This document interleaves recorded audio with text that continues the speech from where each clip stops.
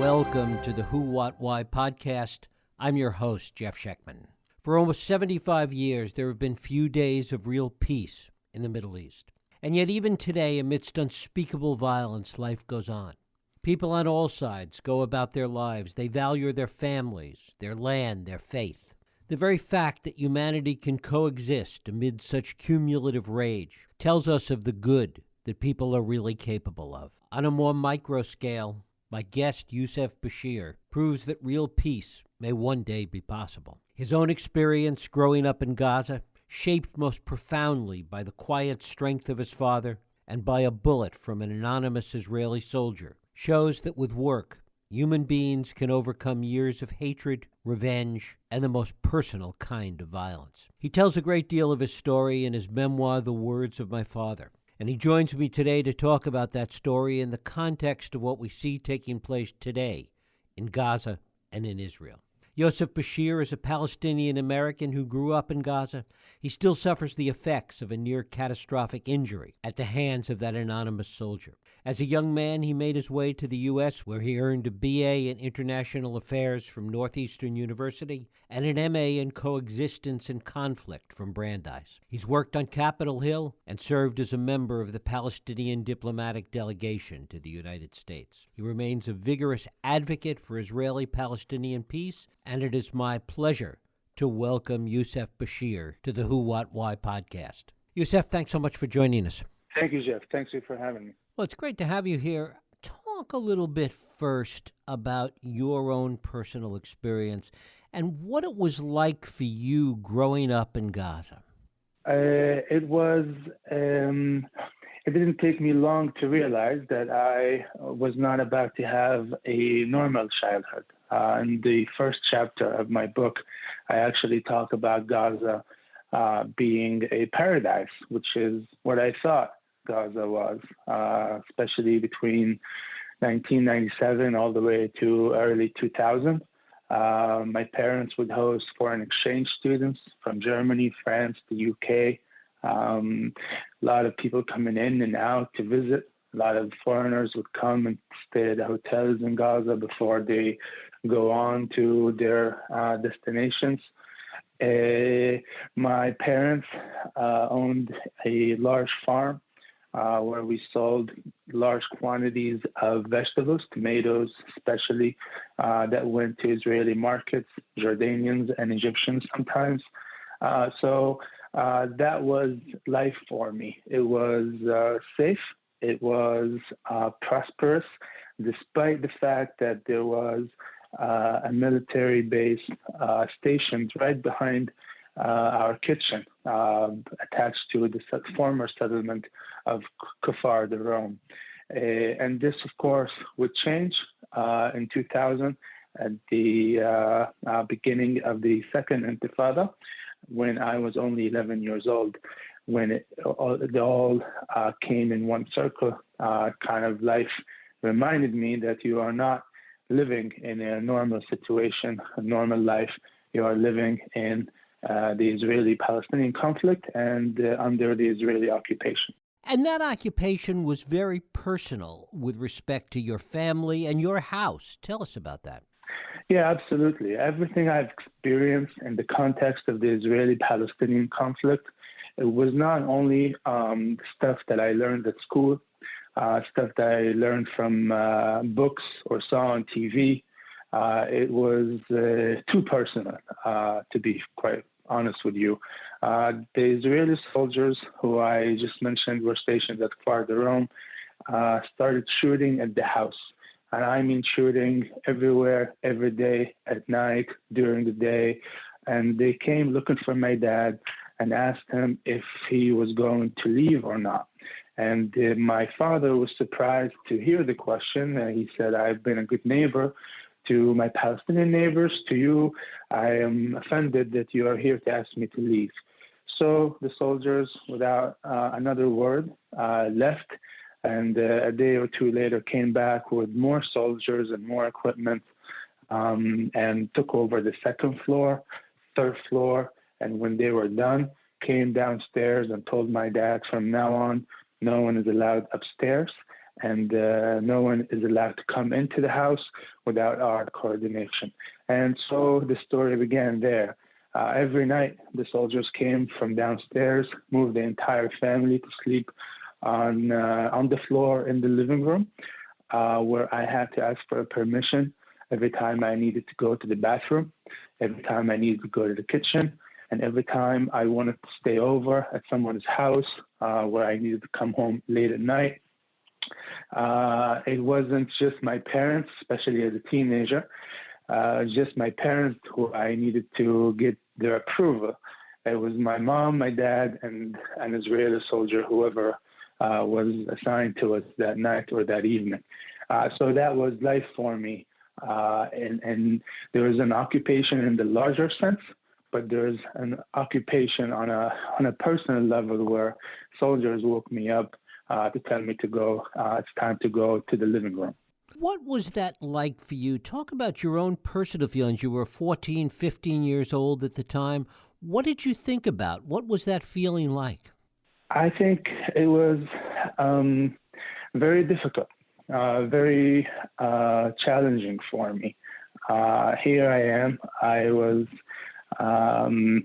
dreaming about one day I'm going to travel and see the world and read the books that my dad would encourage me to read, and just the normal stuff, songs and movies and soccer players, and just like any child really in Gaza, Israel, in the Middle East, or throughout the world. But as life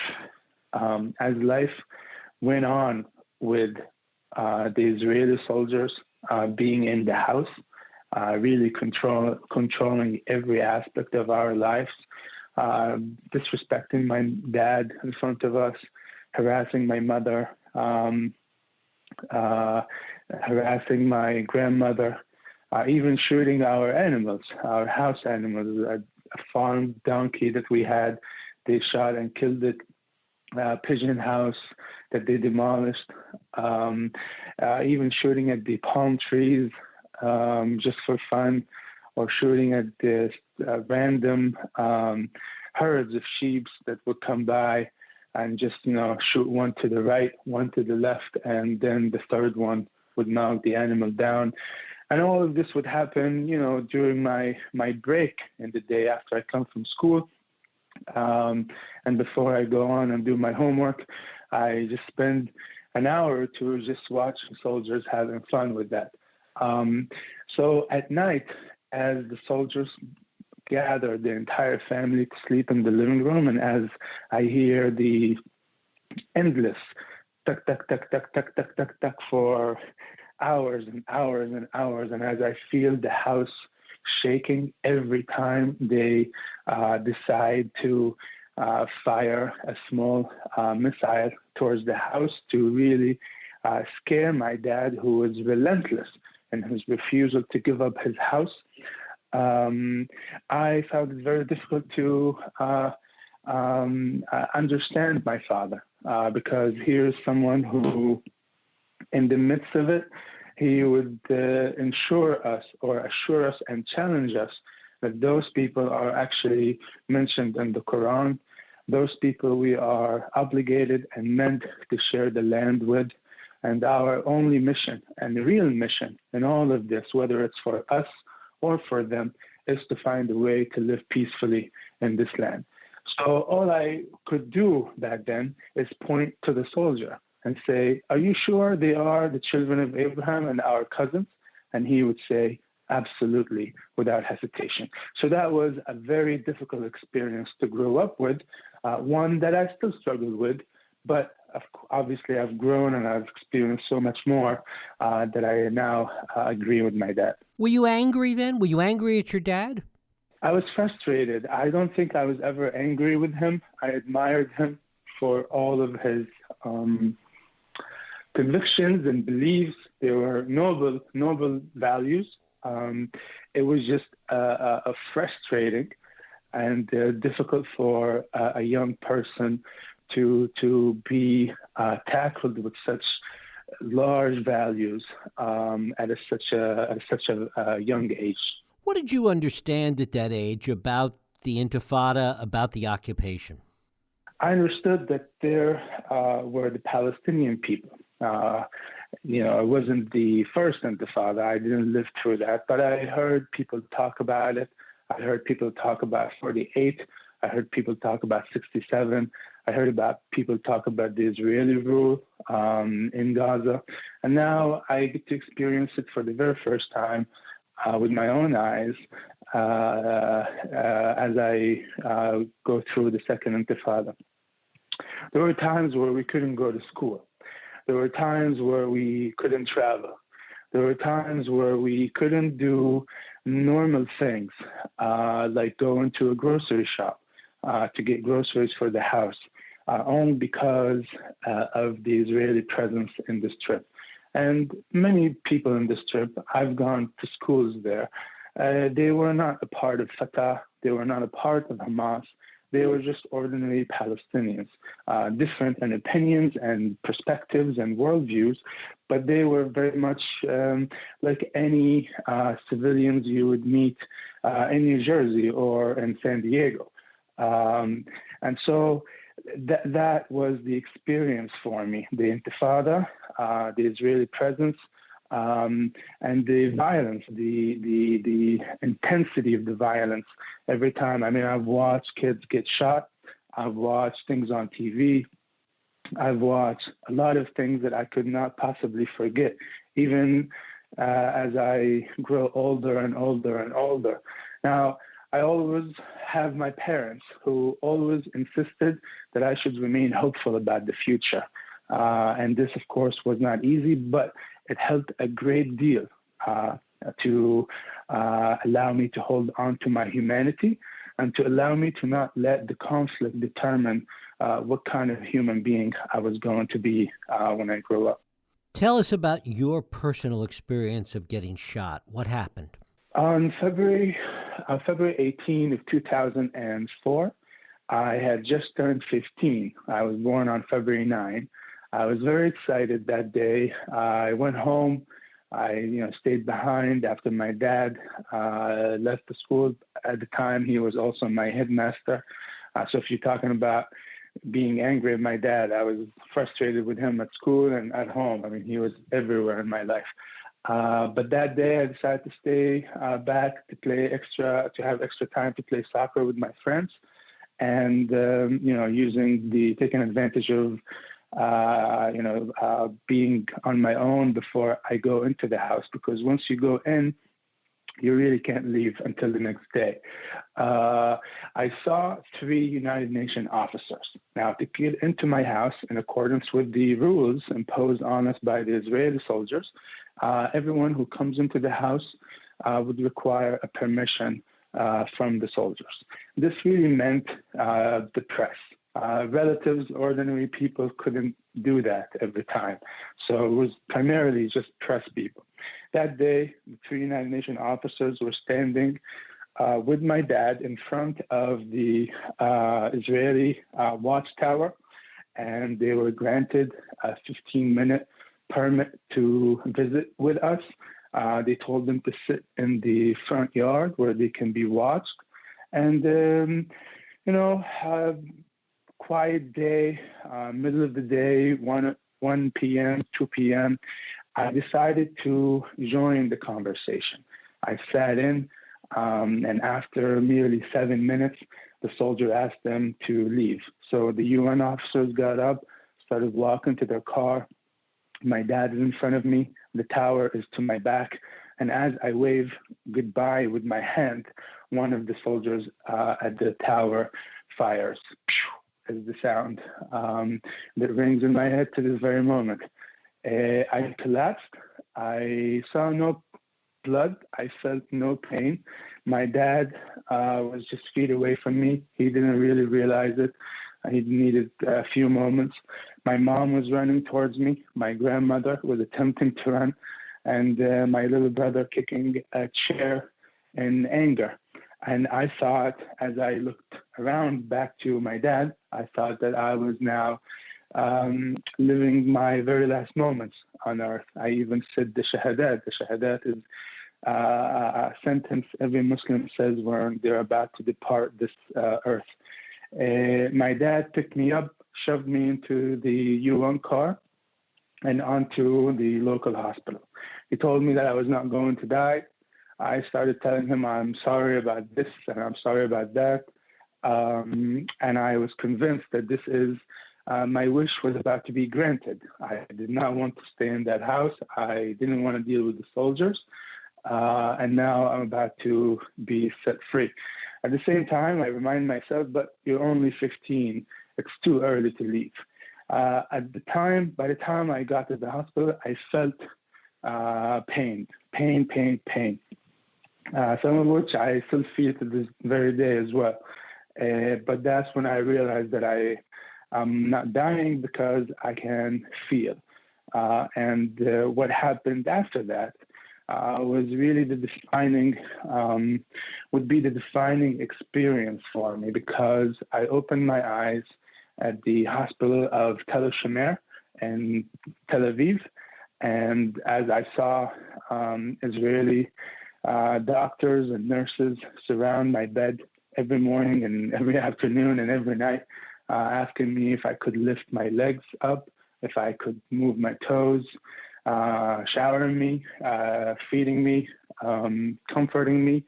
It was a defining moment for me, because it allowed me to see my dad's message, and it provided me with a larger perspective that allowed me to look into the Israeli-Palestinian conflict with a new set of eyes. That wasn't angry, even though it had many reasons to be angry. One that wasn't afraid to know the other side, even though I had so many reasons to be afraid of knowing the other side. And one that was hopeful, even though I had very little reasons to be hopeful about the future.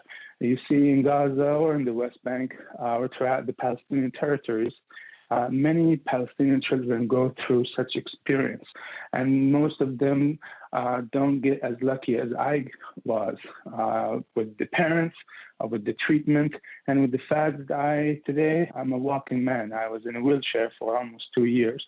I still walk around with the M16 bullet lodged in my spine, yet I have been dedicating every weekend of my life over the past 10 years speaking to different communities across the country about the need for peace and reconciliation, and how it's possible, despite everything that happened, despite everything that's happening, and despite everything that will continue to happen. Our only and ultimate mission, whether I'm an Israeli or a Palestinian, is to find a way for a lasting peace between the two sides. When you got back home after you came back from the hospital, you talk about having a whole different attitude at that point towards the position your father had taken and how you viewed the occupation. Talk about that moment when you came back and how you felt differently. I allowed myself to see the humanity in the soldiers. I allowed myself to see them for what they were, children with a lot of toys. And their elders send them our way, and they give them a certain idea, mostly it's not a positive one, about Palestinians. Palestinians, whether they are militant, whether they're civilians, whether in the PA, whether it's with Hamas, they're all Palestinians.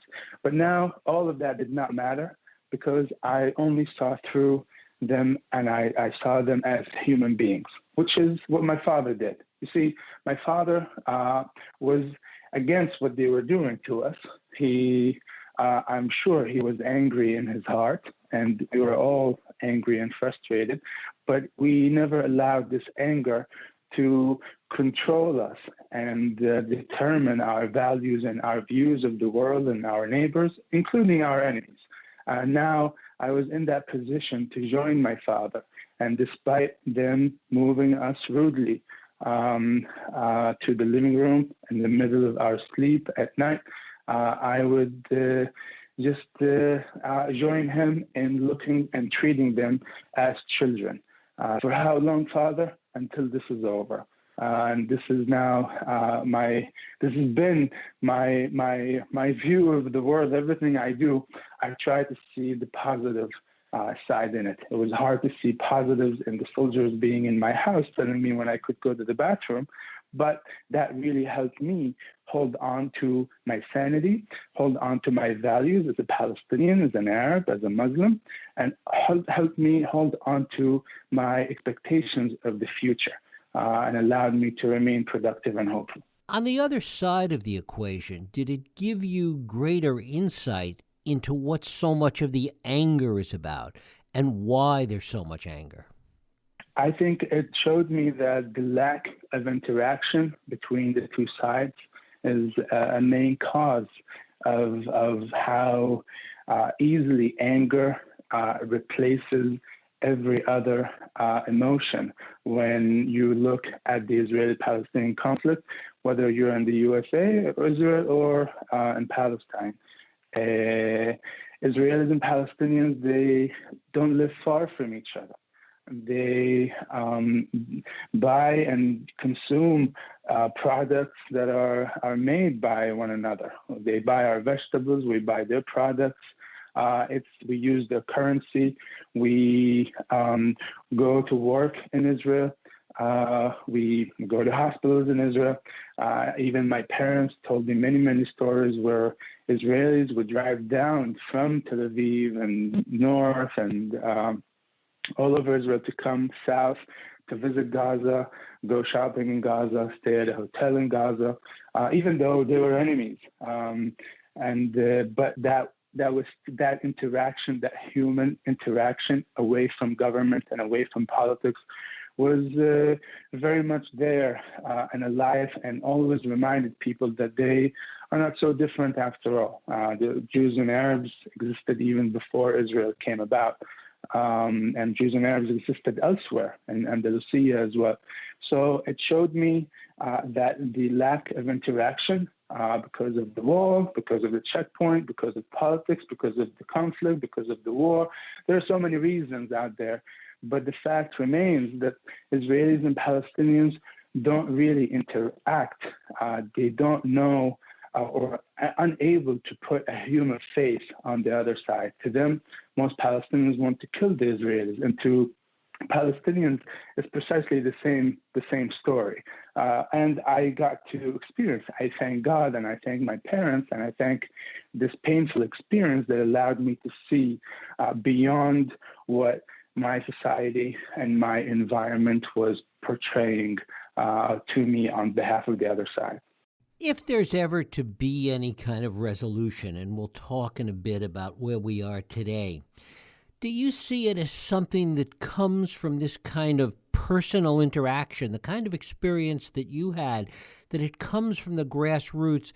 And if so, what then is the role of leadership or the lack of leadership in all of this? I certainly do. I think that this is the key to a lasting resolution. The human story in this conflict is very, very important. The leaders, I think that they, once equipped, I can only speak for my side. I don't view our leaders to be functioning leaders, because we have a leadership in Gaza, we have a leadership in the West Bank, and even before the Palestinian split, if you will, politically, we were never a state in charge of our own destiny, in charge of our own institutions. Our institutions, every once in a while, have to be affected by Jewish holidays taking place where everything shuts down. Our institutions have to be shut down sometimes when there is a curfew imposed on the West Bank, which impacts schools, hospitals, government as we know it. So it's hard for me to blame my leaders for not putting great emphasis on the human story and not focusing on that and doing a good job communicating that to the other side, because to me, they are not incomplete. They are incomplete leaders. But now living in the U.S., looking from the outside, I think that this is not only a responsibility that falls on the Palestinian leaders, but also on the Israeli leaders, on the politicians in the U.S. And I hope that today it feels that so many more people are more informed about the situation and more informed about the need to hear personal stories, whether they are Israelis or Palestinians, in order to set the stage for a lasting and a genuine resolution between the two sides. In all the time that you have been here in the U.S., and I mentioned in the introduction that you had been at Northeastern and Brandeis, you've been here for a while, how have you seen the perception of this crisis change among Americans? When I first arrived in the U.S., every time I said where I'm from, I had to say Israel to make the person realize where I'm from. If I said Gaza or West Bank or Palestine, nothing really rang a bell. But once I said, Israel, where Israel is, and the person would automatically, oh yeah, I know where that is. So you're the other guy. And there it is. Today, and as I've been here since 2006, as I grew older in the U.S. and I lived in multiple locations. I've lived in Utah, I've lived in Kentucky, I've lived in Boston, I've lived in D.C., and I've been to 25 other states as well. The perception, especially among people my age, high schoolers, college students, has been rapidly changing in a way that is more informative. Not saying, pro-Israelis and pro-Palestinians, but people understand the context far more than they have in 2006, and certainly even before 2006, where Palestinians would barely be mentioned before an ordinary American. And yet, in spite of it all, we sit on the precipice of what some people think could be a third intifada. Talk about that.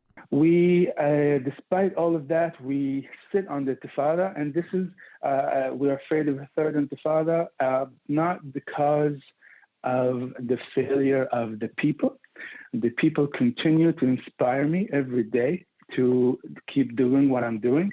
But the third intifada, in my humble opinion, would only happen because of the incompetence, insincerity that we see every day on the politician side, whether it's my side, the Palestinians, or the Israeli side.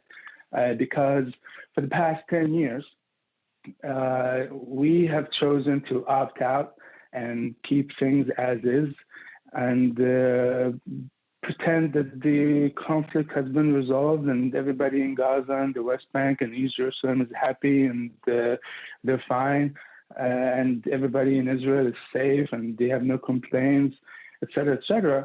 But the truth of the matter is the conflict was never resolved, and instead of dedicating every political move towards that end, politicians over the past 10 years have been distracted elsewhere.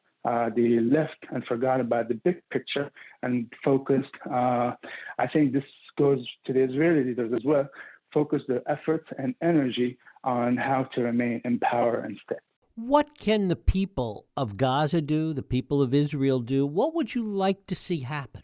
I would like to see genuine negotiations to take place first and foremost. Negotiations that will represent the concerns, fears, and expectations of both peoples. For many Palestinians, it is a matter of freedom. It is a matter of prosperity. It is a matter of opportunity. Many Palestinians, I decided to leave this trip because I was convinced that there would be no opportunity for me in Gaza had I remained. And I was 15 years old. I figured that out at that age. And this was a big decision to take that you usually take when you're at least a little bit older.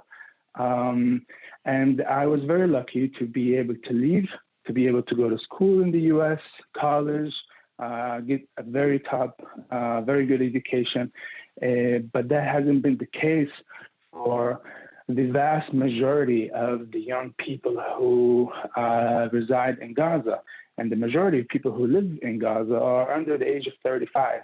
Many of them are hopeless. Many, they call us the generation of the hopeless generation. And it is hard for me if someone comes and tells me, hey, you need to be optimistic and believe in peace. It is difficult for that person to understand and see beyond the disparity that controls and rules all aspects of their lives. For the Israelis, I would imagine it to be a little easier because I went to Brandeis, a Jewish university, and my classmates were from Israel. They would go to Christmas when we have vacations.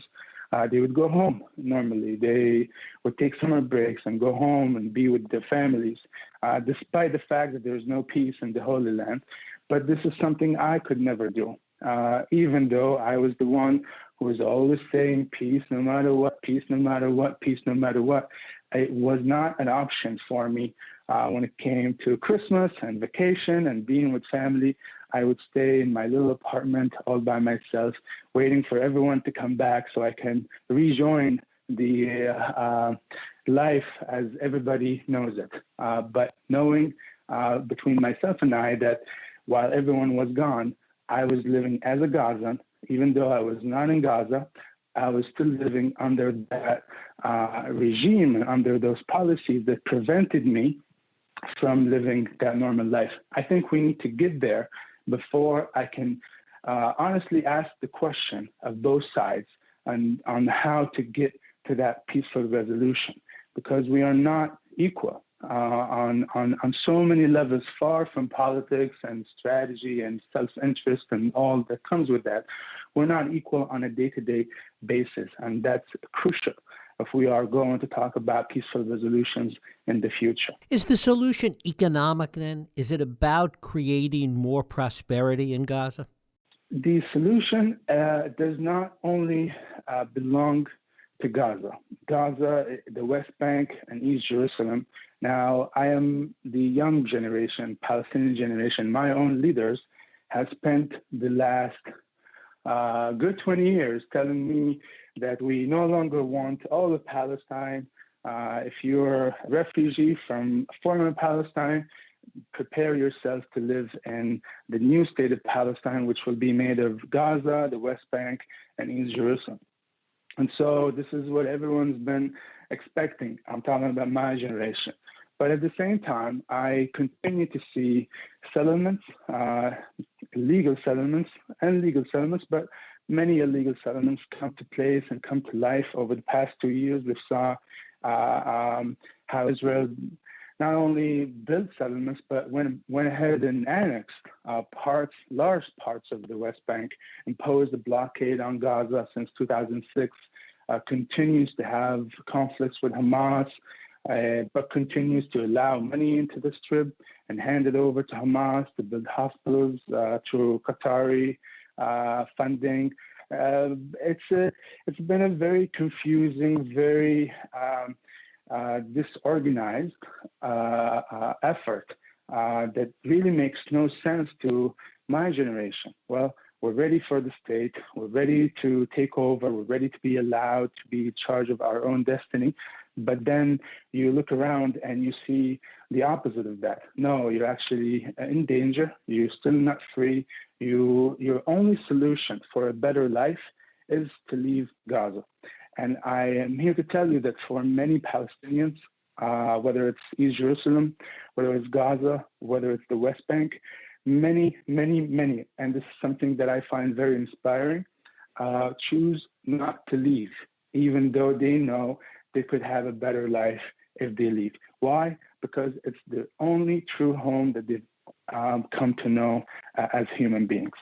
Is it a generational solution? Is it your generation that will see things perhaps differently? Or is your generation, having seen so much failure in the past, even angrier? I think the last two. I think we see through so many things. I think my generation is the most informed generation. We've seen people try and fail. We've seen people attempt to make things fail on purpose.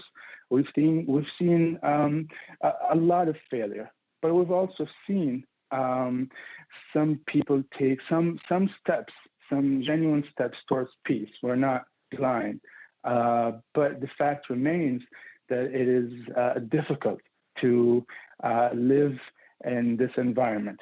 Is it my generation that has the key to a peaceful resolution? I certainly hope so. But my generation is not the only generation that is responsible to bringing about a genuine and lasting peace in the Holy Land. This is also a responsibility that falls on the Israeli generation. The Israeli generation, this current one, is a very successful one. Doctors, the startups there in Israel are on the rise. Economy is strong.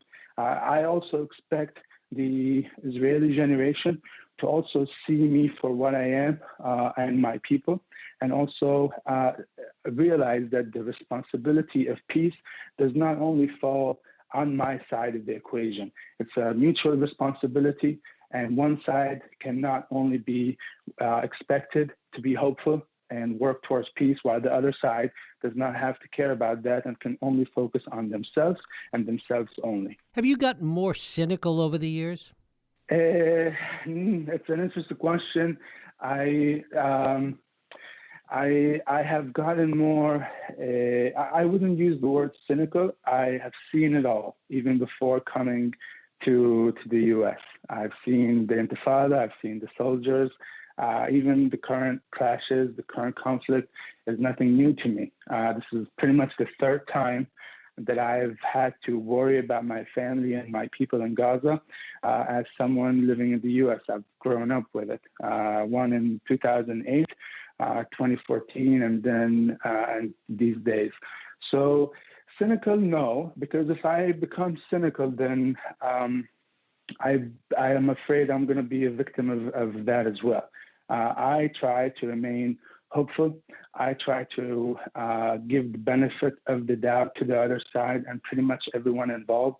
And I try to hold on to the idea that one day I am going to live equally with the other side. And finally, Yousef, do you think about going back and trying to provide kind of leadership for your generation? Jeff, I have been trying to go back once a year for the past 10 years. It's not an easy thing for me to do.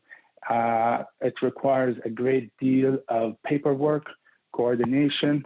It requires borders that are open, and our borders are pretty much closed whenever there's unrest happening. I tried to go this past Christmas before COVID, and taking advantage of my American citizenship. But even that didn't really help make a difference for me. I should let you know that I've been just been accepted to Johns Hopkins to do a doctorate in international affairs. I would like to build on my dad's career and teach, and the people I'd like to teach, in addition to whatever job I end up doing in life, I hope that I'm always able to spend time in Gaza to teach students there, because it's true teaching that you could really make a lasting difference for a young person, because many of the lessons and the values that I still hold and will continue to hold for the rest of my life came from my dad, the teacher, and his fellow teachers, who they will never remember me, but I will always remember them. But also always remember the values and the lessons and the dreams they encouraged me to dream about. Yousef Bashir, his memoir is The Words of My Father. Yousef, I thank you so much for spending time with us today. I really appreciate it. Thank you, Jeff. Thank you. And thank you for listening and joining us here on the Who, What, Why podcast. I hope you join us next week for another radio Who, What, Why podcast. I'm Jeff Sheckman. If you like this podcast, please feel free to share and help others find it by rating and reviewing it on iTunes. You can also support this podcast and all the work we do by going to WhoWhatWhy.org/donate.